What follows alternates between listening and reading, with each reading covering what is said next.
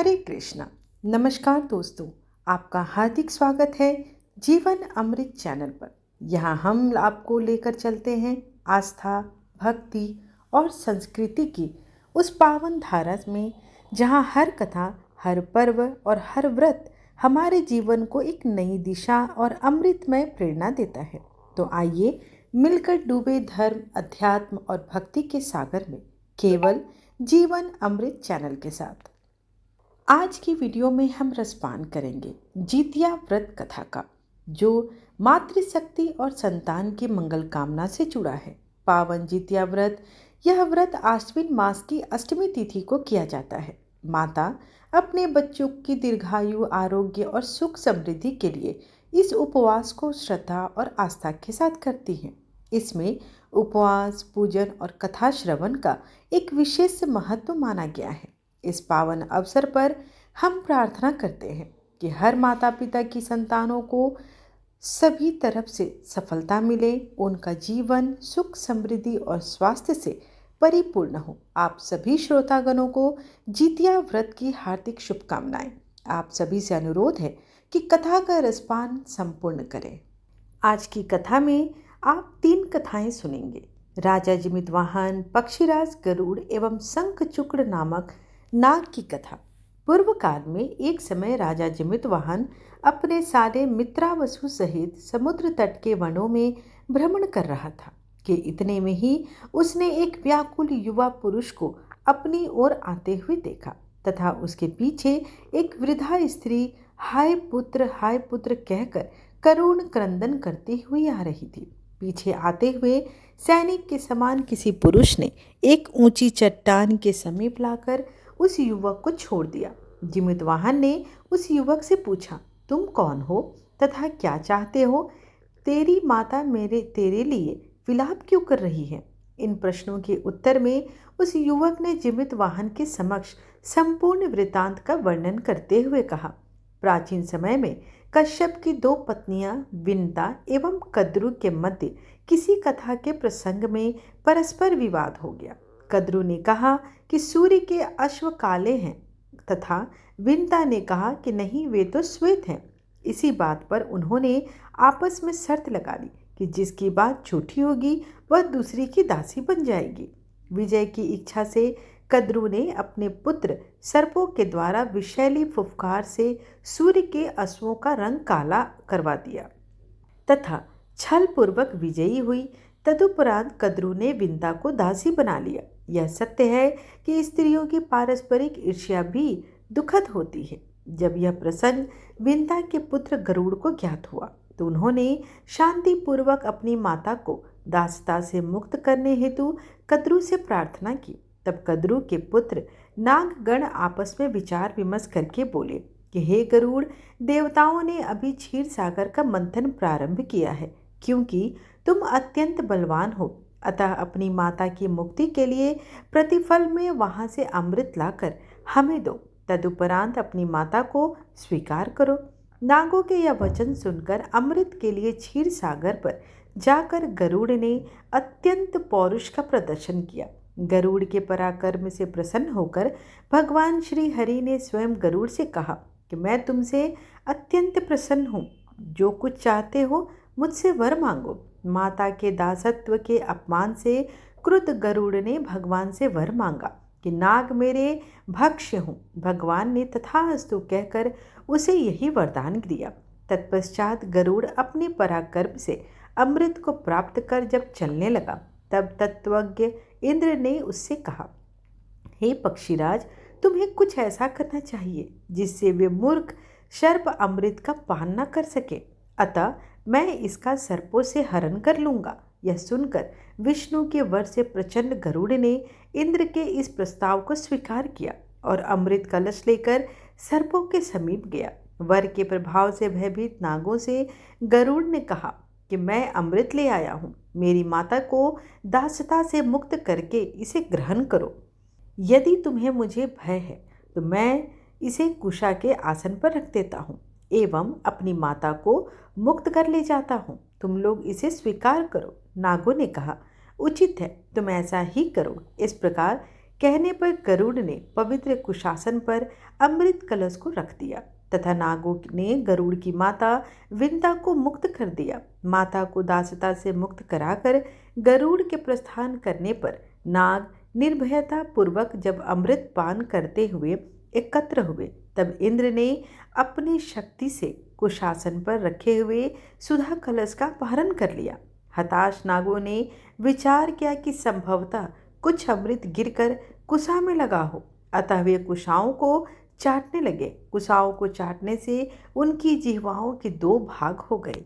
अत्यंत लोभ के कारण नागों को यह फल प्राप्त हुआ। अमृत के स्वाद से वंचित नागों का शत्रु गरुड़ भगवान विष्णु के वरदान के कारण बारंबार नागों पर आक्रमण कर उनका भक्षण करने लगा। इसके परिणाम स्वरूप गरुड़ के आक्रमण से संपूर्ण पाताल व्याकुल हो गया। भय के कारण सर्प निर्जीव से हो गए। गर्भिणी नाग पत्नियों के गर्भपात होने लगे तथा इसी भय मात्र से अनेक नागों के प्राण पखेरु उड़ गए। प्रतिदिन इस प्रकार का आतंक देखकर नागराज वासुकी ने विचार किया कि इस प्रकार तो समस्त नागलोक सहसा नष्ट हो जाएगा तथा गरुड़ भी अजय है।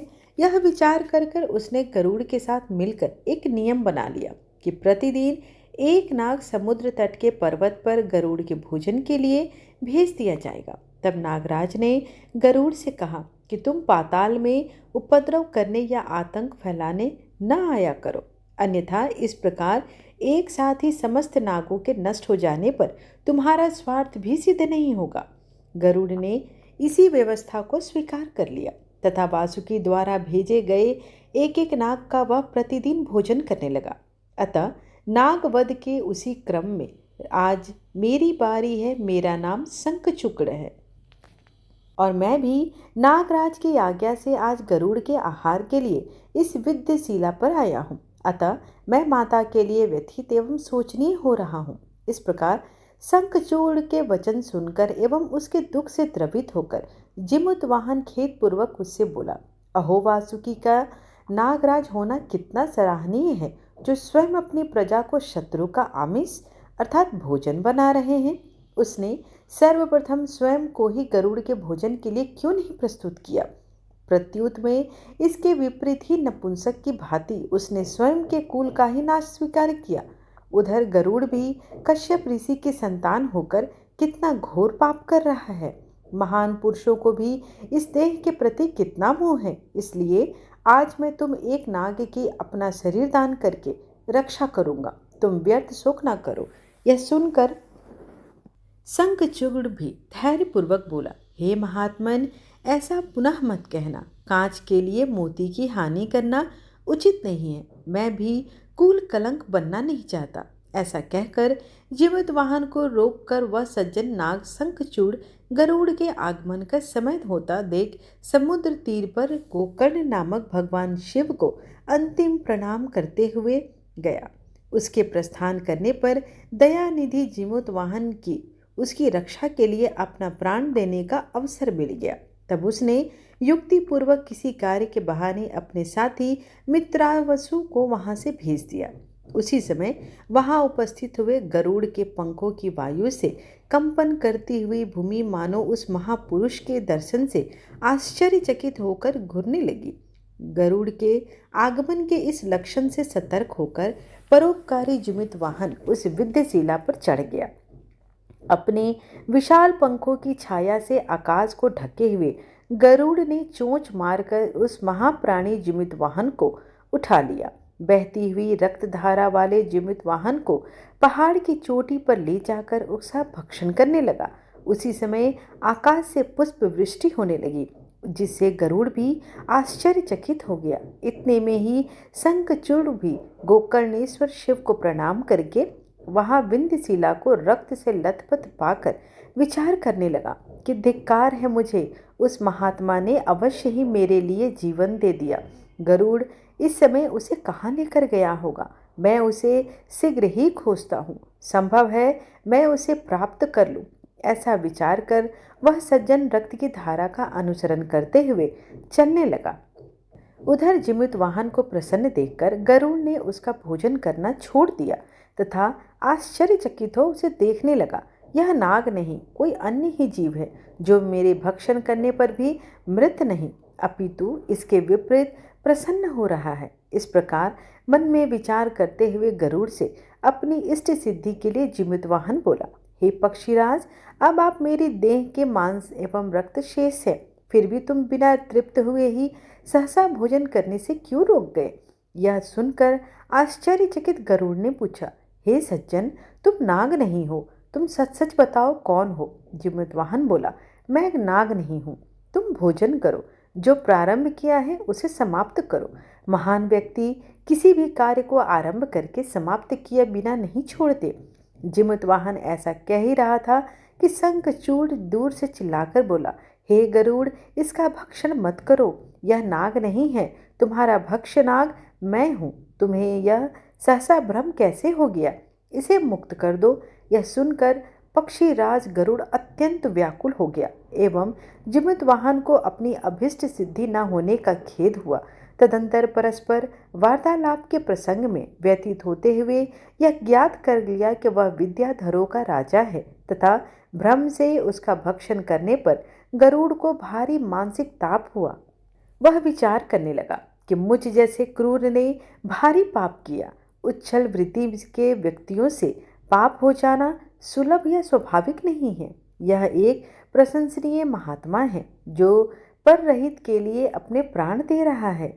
इस प्रकार पश्चाताप कर पाप मुक्ति हेतु अग्नि में भस्म होकर प्राण त्याग करने का विचार करते हुए गरुड़ से जीवितवाहन ने कहा, हे पक्षीराज, दुखी क्यों हो रहे हो? या वास्तविकता में पाप से भयभीत हो तो आज से इन सर्पों का भक्षण करना त्याग दो तथा पूर्व में जिनका भक्षण कर चुके हो उनके लिए पश्चाताप करो।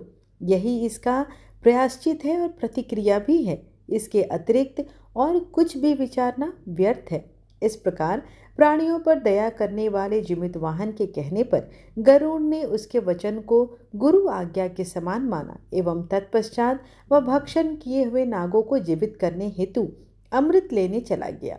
छत विचित अंगों वाले जीवितवाहन पर उसकी पत्नी मलवती की भक्ति से संतुष्ट होकर स्वयं माता गौरी ने अमृत का सिंचन किया। साक्षात माता गौरी द्वारा अमृत सिंचन करने से जीवितवाहन के अंग अधिक से अधिक मनोहर और भी शोभा पाने लगे।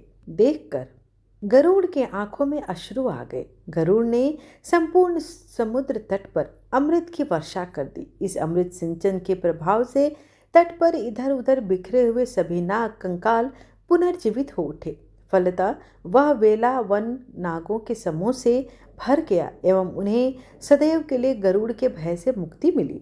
ऐसा प्रतीत होता था कि नागकुल के रक्षक जीवितवाहन के दर्शन हेतु समस्त पाताल वहां उपस्थित हो गए हों। तदंतर अक्षय शरीर एवं अक्षय यश से शोभित जीवितवाहन का समस्त बंधुओं से अभिनंदन किया। जीवित पत्नी ने उसके माता पिता सभी अत्यंत प्रसन्न हुए। जीवितवाहन के कहने पर शंखचूड़ भी रसातल को प्रस्थान कर गया तथा जीवितवाहन का यश तीनों लोकों में प्रकाशित हो गया। तदंतर देवताओं के समूह गरुड़ के समीप आकर जीवितवाहन को प्रणाम करने लगे। माता पार्वती की कृपा से जीवितवाहन ने मतंग नामक संबंधी भी भय से आकर उसे प्रणाम करने लगे, जो पहले उसके विरुद्ध थे। उन्हीं पूर्व विरोधी बंधुओं द्वारा प्रार्थना करने पर जीवितवाहन अपनी पत्नी मलयवती एवं प्रिय मित्र मित्रवासु के साथ मलयाचल से हिमाचल स्थित अपनी प्राचीन राजधानी को प्रस्थान कर गया। इस प्रकार उस धैर्यशील जीवितवाहन ने चीरकाल तथा विद्याधर चक्रवर्ती पद का उपभोग किया। इस प्रकार स्कंद पुराण में वर्णित जीवित पुत्र का व्रत कथा यहीं पर संपूर्ण हुआ। आशा करती हूँ कि आपको आज की कथा पसंद आई हो। वीडियो पसंद आए तो चैनल को लाइक, शेयर एंड सब्सक्राइब करना बिल्कुल ना भूलें। धन्यवाद।